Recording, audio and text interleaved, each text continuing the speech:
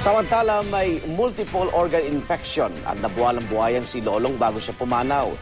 Yan po ang lumabas sa isinagawang necropsy sa Buhaya. Sinusuri na ang tissue sample ni Lolong para malaman ang sanhi ng infeksyon. May saksi exclusive si June Veneracion.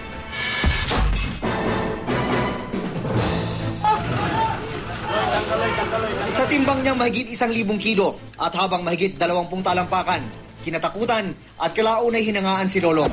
Ang kinilala ng Guinness na pinakamalaking nahuling buhaya sa mundo.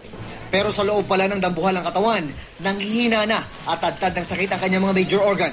Ayon sa necropsy sa kanya kasunod ng pagpanaw. Sa mga larawang ipinakita sa GMA News ng Protected Areas and Wildlife Bureau o PAWB, makikita na may mga puting-puting bukol na ang mga baga ng buhaya.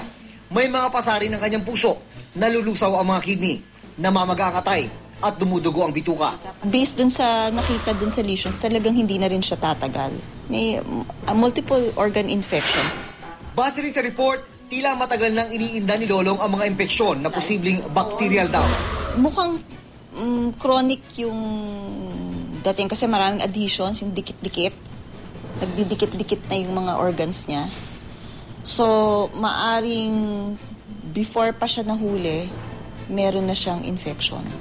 Patuloy naman ang pagsusuri sa mga tissue sample ni Lolong ng UP College of Veterinary Medicine para malaman ang sanhi ng infeksyon at kung nauna ba itong tumama kesa sa pneumonia na sinasabi ikinamatay nito kasabay ng cardiac arrest. We want to establish kung yung condition niya ba ay chronic, so we're trying to establish yung timeline.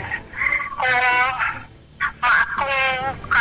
kapangyari lang, kung recent condition yun o kung matagal na yung condition, no?